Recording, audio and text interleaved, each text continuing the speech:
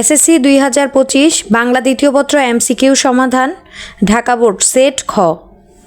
একের আনসার হবে ঘ, দুইয়ের ক, তিনের ঘ, চারের ঘ, পাঁচের ক, ছয়ের খ, সাতের ক, আটের গ, নয়ের ঘ, 10-এর গ, 11-র খ, 12-র ক, 13-র খ।